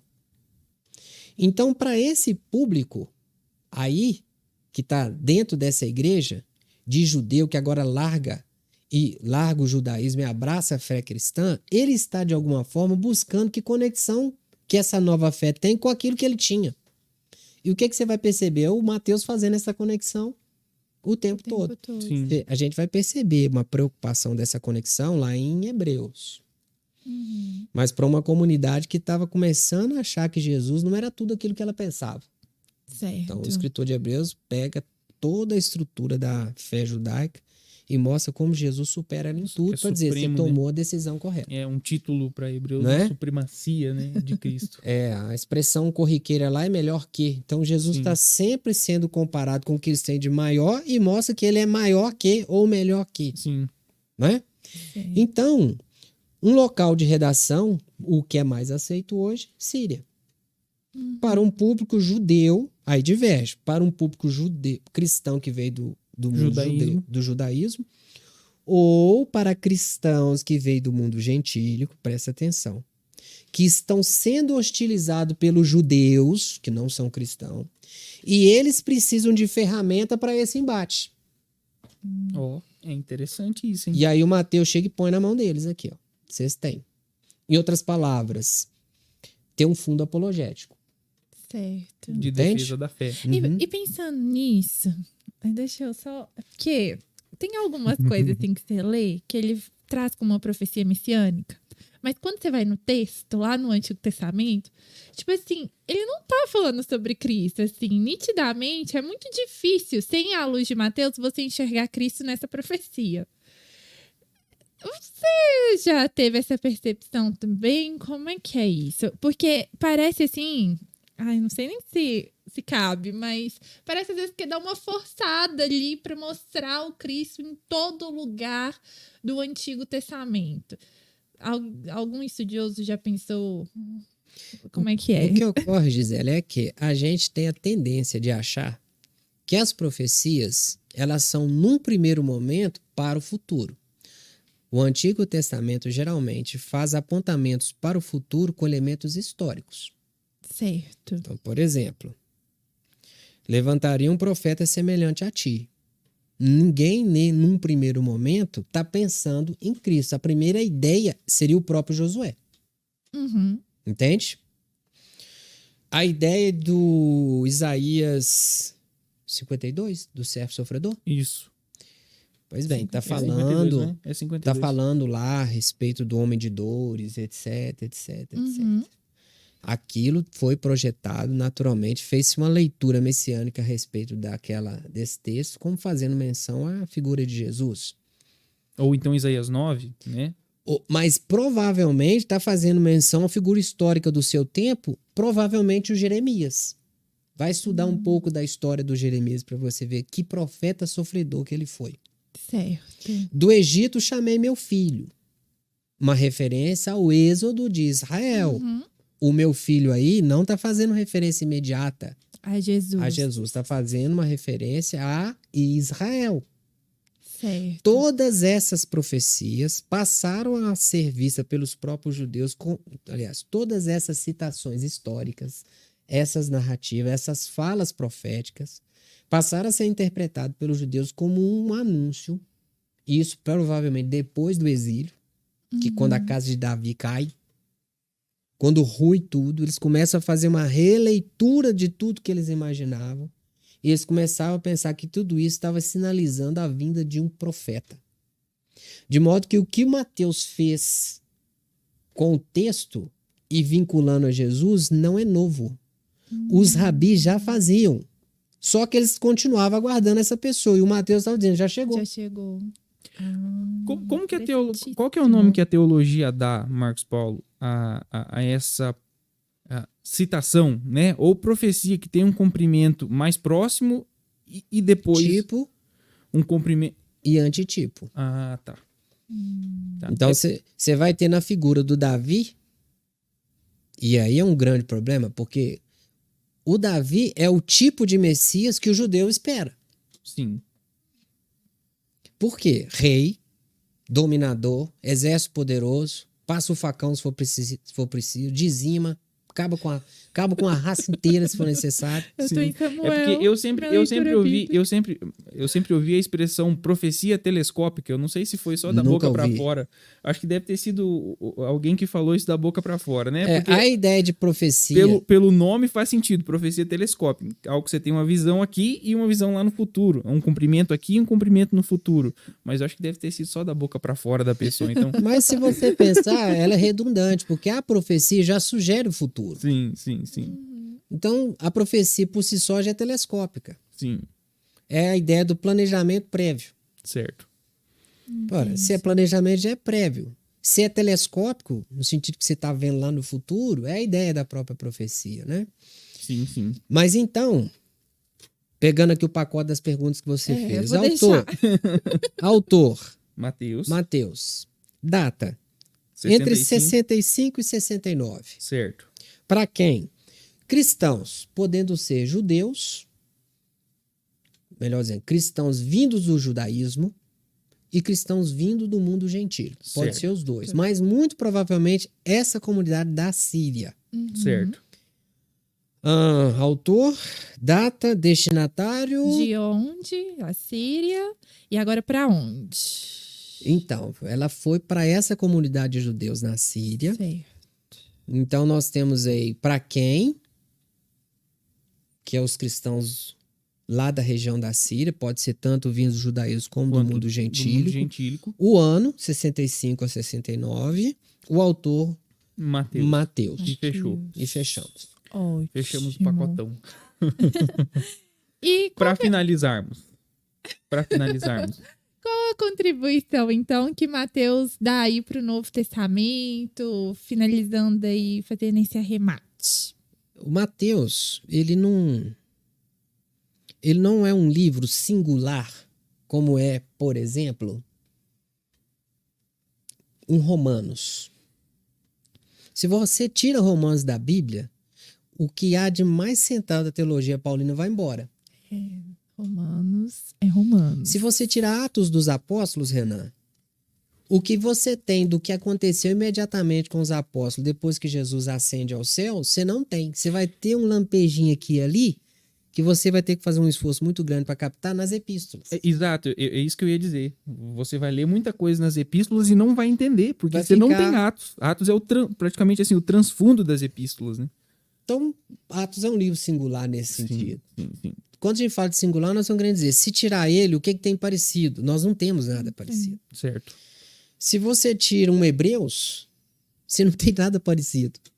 Ninguém no Novo Testamento colocou toda a estrutura da fé judaica e mostrou como que Jesus supera todo. Não tem. Não Ninguém tem. fez isso. E se você tirar um Apocalipse de João, nós não temos Apocalipse nenhum. É só o dele que resistiu. Então, nesse sentido, e com esse grau de singularidade, Mateus não é. Nós Certo. temos mais Três, dois. Nós temos pelo dois. menos. É porque João, Porque ele o João é outro livro É singular. singular. é Se você singular. tira o João, É verdade. você não tem um tanto de informações acerca de Jesus que só ele tem. Certo. Nós vamos dizer 92% do evangelho de João é só dele. Né? Uhum. Então, quer dizer, se você tira ele, Mateus, Marcos e Lucas não vai te repor. É verdade. Agora, quando você pensa o Mateus no conjunto da obra aqui dos sinóticos, 42% do evangelho é só dele. Uhum. Então, nós temos muita coisa a dizer, sim, do evangelho de Mateus. Certo. Então, o que é assim de singular? Vamos ver se eu consigo lembrar aqui pelo menos alguns. Você tem lá o relato do nascimento. Então, você tem o relato do nascimento em Lucas também. Mas algumas características do nascimento só Mateus dá. Uhum. Por exemplo, a morte dos infantes, a fuga para o Egito. Você não vai encontrar isso em lugar nenhum. Quando você entra no sermão da montanha, É o só sermão de do Mateus, monte, né? não, nós temos a versão lucana do sermão do monte. Mas é reduzida, não é? Ela é bem diferente. Mas boa parte do relato, pelo menos uma parte interessante dos dois relatos, elas se comunicam. Uhum. Mas o Sermão do Monte de Mateus tem algumas coisas que o Sermão da Planície, que lá em Lucas é na parte baixa, né? Não tem. Vai ver, não foi o mesmo, hein? Talvez um segundo discurso, né? É. Mas, por exemplo, a declaração de que nós somos luz do mundo é só de Mateus. Sal da terra, não. Sim. Ah, Sal da terra, você vai encontrar uma variante em Marcos e vai encontrar uma versão em Lucas. Mas vós sois a luz do mundo é só de Mateus. Uhum. As instruções que Jesus dá acerca de como você deve orar, o Pai Nosso, você vai ter a variação dele lá em Lucas. Uhum. Mas entra no teu quarto, fecha a porta, ora o teu pai que está em secreto, é só de Mateus. só de Mateus. Entende? Deixa eu pensar o que mais aqui. Quando você avança ali no... A tentação é. Não, tentação você tem ela em todos os evangelhos. Mas Eu tô um com pouquinho as na dúvida, só João. respostas? Não, elas variam. Ah, Por exemplo, a tentação segundo Marcos tem 2 versos, né? Mais nada. isso. E ele foi conduzido ao deserto pelo Espírito, onde foi tentado pelo diabo e as feras o serviu. Acabou. Foi E aí é, fácil, né? aí é Mateus que dá os detalhes todos. Agora o Mateus coloca o diabo, pula daqui, né, e tal. pináculo do templo. Mas e por para aí vai. todos os efeitos, você tem a tentação lá em Marcos também. Como você vai ter em Lucas. Como você vai ter o batismo por João nos 4. Entende? Certo. Agora, o que tá ali não tá em mais lugar nenhum, nem como variação, é disso que eu tô dizendo. Ah, tá. Então, por exemplo, você tá lá no capítulo 13, nas parábolas, de Jesus ali, várias parábolas, Só tem Mateus. só tem Mateus. Por exemplo, parábola do joio e do trigo. Imagina a gente não ter essa parábola. A parábola do credor incompassivo, lembra? Do joio e do trigo, muitos ditados por aí não existiriam, né? Não existiriam, exatamente. Tem que separar o joio do trigo. A parábola do credor incompassivo, a parábola dos talentos. Da semente não, né? Não, semente tem Marcos. Tem Marcos, né? A parábola das 10 virgens, a parábola dos bodes e das ovelhas. Você não encontra em lugar nenhum. Então você imagina nós hoje, para a Igreja de Cristo, a ausência dessas parábolas. Então aquela história, apesar dele não ser singular, uma boa parcela do Evangelho de Mateus, você não tem ela em parte alguma. Certo. E lógico, pensando no conjunto da obra, o bem que ele fez para a igreja ao longo dos anos, especialmente por causa dessa sua estrutura didática, quanto que isso instruiu os primeiros cristãos no processo do discipulado, Certo. né? Então, para os estudos da teologia, para a história da igreja, Mateus tem muito a contribuir. Tanto pelo seu material típico, que é só dele, mas também pelo material que ele comungou com os outros evangelistas e também pelo que ele contribuiu para a constituição dessa igreja nascente. Né? Então, assim, a contribuição do Evangelho de Mateus, eu acho que a maior delas é essa que eu citei agora, esse material típico e também, se a gente pode falar de um segunda, esse papel importante que ele exerceu nesses primeiros anos da igreja pós-apostólica, no que diz respeito ali ao discipulado e também preparo de batismo daquela primeira geração de cristãos pós-apostólica, né? Certo. Então, sem dúvida, a gente não pode, não é inconcebível você pensar hoje a igreja e esse tempo todo, vamos pensar em 327, quando fala assim, ó, essa é a lista dos livros e aquela disputa lá dos livros canônicos, nem onde havia muita disputa, o Evangelho de Mateus era disputado, todo mundo aceitava Mateus, todo mundo não questionava Mateus. Mateus era a base para treinamento, discipulado, leitura, conhecimento, instrução a respeito de Jesus. Então, eu seria capaz de dizer o seguinte, do ponto de vista da importância da constituição dos evangelhos, talvez Marcos tenha mais, porque ele serviu de base. Mas para a igreja como um todo, sem dúvida alguma, o Evangelho de Mateus, é o que mais contribuiu. Uau. Muito bem, muito bem. Tenho certeza absoluta que quem assistir este podcast vai ler Mateus com mais entendimento a partir de hoje. Eu tô aqui, apaixonada. Muito bem, gente. Eu tenho que falar ainda, Marcos Paulo, do meu amigo pastor Flaviano. Né? Se você está precisando de uma ajuda aí na área de saúde mental, né? O pastor Flaviano ele pode te ajudar na área de psicanálise, né? O pastor Flaviano ele pode te ajudar aí. Vai estar o QR Code passando, você pode pegar os contatos, as informações de como entrar em contato com ele. Não é coisa de louco, como eu sempre digo, é necessário. Tá? Então procure aí o pastor Flaviano que ele vai te dar uma ajuda. A Fixar e o Adriano também você pode pegar no QR Code, eu esqueci de falar na primeira leva, então vai estar um QR Code passando aí também. Também o nosso amigo Thiago, das Geleias Amazonas, ele que é missionário lá no meio da Amazônia, né? E ele está trabalhando com a frente comunitária agora com as Geleias Amazonas, produto especial com sabores típicos da Amazônia. Você pode entrar no Instagram do Geleias Amazonas e pegar também aí no QR Code que está passando na sua telinha aí, você vai conseguir entrar em contato com ele. Meu amigo Marcos Paulo, mais uma vez um prazer imenso ter você aqui conosco, né? Nós estamos batendo um papo aqui nos bastidores, né? Nós ainda vamos falar sobre Marcos, né? Lucas, João e mais alguns aí pra frente, pode ter certeza.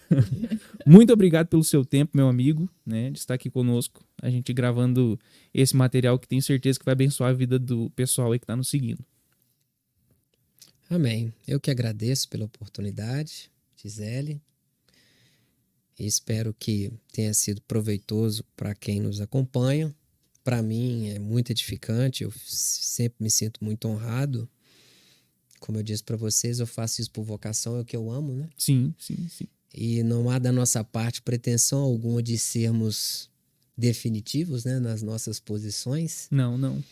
Mas a gente espera de alguma forma que desperte aí a atenção dos que nos assistem para conhecer um pouco mais, aprofundar um pouco mais e que isso promova a edificação da vida deles, a nossa certamente, e sobretudo glorificação do nome do nosso Senhor. Então, muito obrigado pela oportunidade. Bom Nós demais. que agradecemos, né? Muito, muito obrigada.